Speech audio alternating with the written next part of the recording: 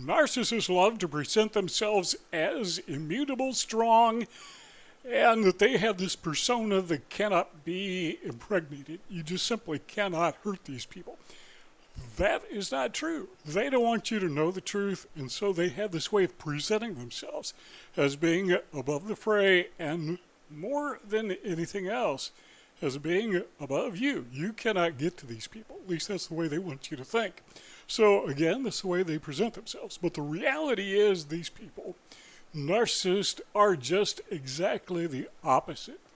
Now, I used an illustration in the last video about the movie Men in Black, and you remember there was this bad guy, the villain, and he was kind of a zombie-like character, but then we learned later in the movie that what was really going on was there was this tiny little alien inside of him, and that this bad guy, this zombie-like villain, was really a robot, and this tiny little alien inside of him was manipulating him with controls. So everything he would say, everything he would do was manipulated by the little man.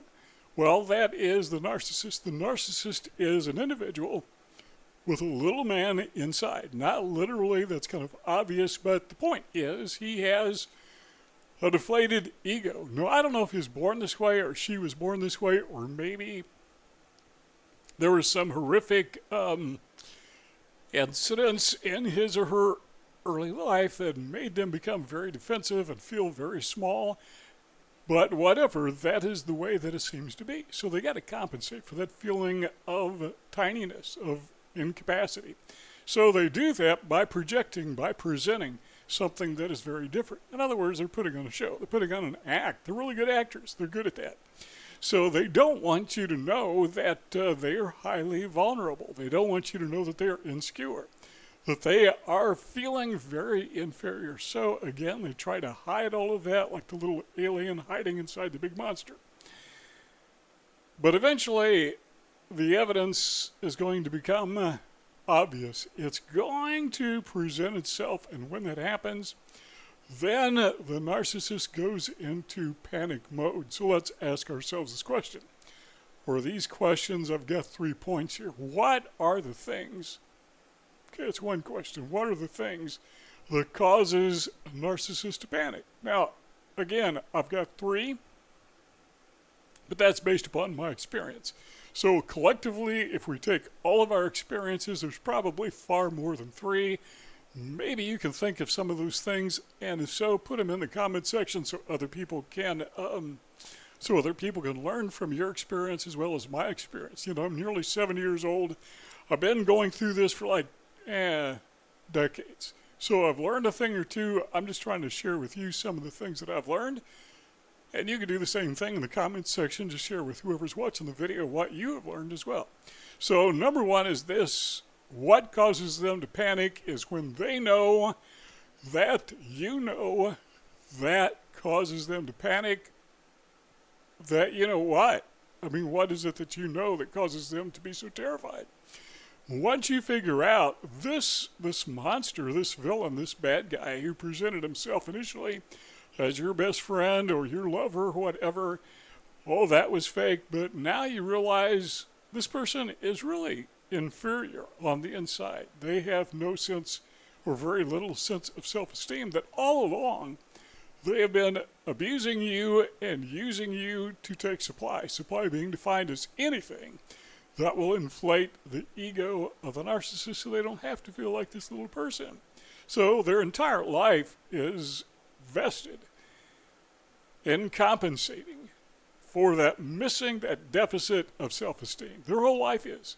So they need to, we call it supply, they need to supply that ego. Where are they going to get supply? They're going to get it from you. How are they going to do it? Well, by making you feel small and you feel inferior and you feel like the guy all the way in the back. Then the narcissist looks to the back and he sees you're way there in his mind, that you're very small, that you are inferior, and that makes him feel superior. Of course, it's all an illusion, right? It's all in the mind of the narcissist, but the sad thing about it is a lot of times they're very convincing. And many times they convince us, but not just us, but others, that you are lesser than they, or they are greater than you in just about every way you can imagine. That's really frustrating because, yeah, they are good actors and they are very convincing. And again, not just to you, but to other people. So other people begin to see you as the narcissist. I mean, they get the thing flipped, they get it backwards. But the point of all that is they know that you know that they're this tiny little person. That causes them to go into panic mode, because if you know, how long is it going to be before other people find out? And if other people find out, the narcissist, his sources of supply will be greatly diminished as word gets out that this guy is a scam artist. He's a grifter. He is just a bad person. He's a fraudster. He doesn't want that to happen. So he or she goes into panic mode. Number two, they would go into panic mode when they know that you know their history, because every narcissist has a history of scamming people. At least every narcissist that I've met. Let's frame it that way.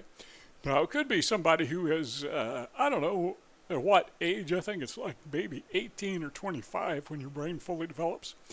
That psychologists say, okay, now we can diagnose this person as a narcissist. So typically, you do not diagnose children as narcissists, but some children obviously have narcissistic tendencies, or they have traits. Now, they may be temporary, they may be permanent, we don't know, but they can be there. But the point is, you go back throughout their adulthood, if they are not just beginning to take their journey of narcissistic abuse, they've got a history. They've got a history of screwing people over, of taking advantage of people, of lying to people, of deceiving people, of love bombing people, then abusing them, of making them feel vulnerable. They have a long history of that. And when the narcissist discovers that you have discovered his or her history, they go into panic mode because, well, like number one, they don't want the word to get out, because that will destroy them. Now, particularly if it's documented, and a lot of times it is. We talk about this a lot in other videos. But narcissists tend to leave a paper trail, particularly those who are inexperienced. Now, when a narcissist reaches maybe the age of, 50s, maybe older, it finally occurs to them, depends on how smart they are, could be even earlier, could be in their 40s. But it finally occurs to them that this paper trail that they're losing of lawsuits and court actions, whatever, work history, that's damaging evidence. So they try to cover that up. They try to make sure there is no what we used to call a paper trail. Nowadays, we would call it an electronic trail, but it's there. So as they get older, they learn to cover that up. But still, it's too late. So you can see the patterns of lifestyle in their older years that matches the patterns of lifestyle in their younger years. The only thing that's missing in their older years may be documentation, because they've learned to hide that. But their behavior pattern is evidence that they have not changed. They've just learned to cover up better. But anyhow, the point of all of that is they go into panic mode when they know that you have knowledge of their history. And if they know that you have access to documentation, they really go berserk. They don't know what to do. I mean, because the control is now in your hands. You know, you're the little man, figuratively speaking, you're the little man inside of them, or you've controlled them. It's no longer the little man controlling them, now it's you, because, yeah, you got the upper hand. Narcissists hate that. They've got to have the upper hand, always. They always have to be the puppeteer. And for that to be reversed, and you become the puppeteer and they become the puppet, that terrifies them. Now, having said that, I personally don't like being the puppeteer. I'd rather just walk away from this guy or this woman, whoever it is. I want to distance myself as far away from them as I can. But the narcissist probably doesn't know that, because he thinks that you're going to be nefarious just as he or she is nefarious. So they go into panic mode. Don't worry, narcissist. I really don't want to pay you back. I don't want to hurt you. I just want to get away from you. I want to stop you from hurting me, and if possible, stop you from hurting others.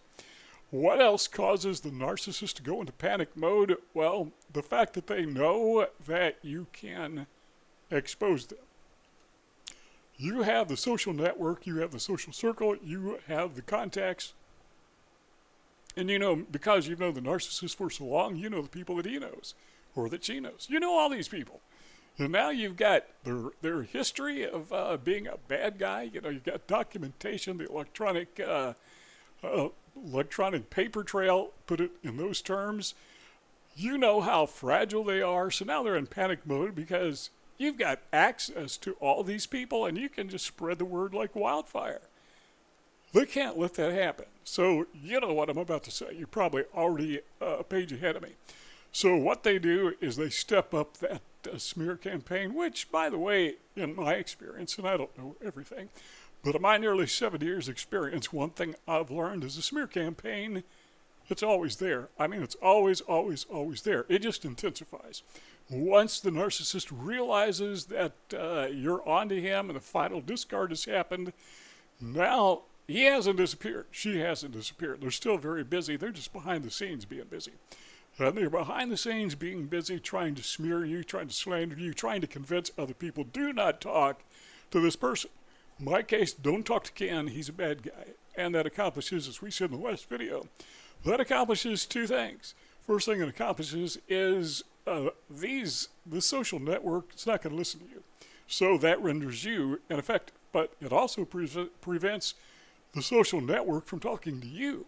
So that renders them ineffective. All they can do is talk to each other, and all they know is the narcissist is a good guy. So a part of the smear campaign, again, at least in my experience, a part of the smear campaign is the narcissist tries to convince others, and this is surprisingly successful at doing this, tries to convince others to not talk to you, to shun you, to distance themselves as far away from you, to ghost you, distance themselves as far away from you as they possibly can.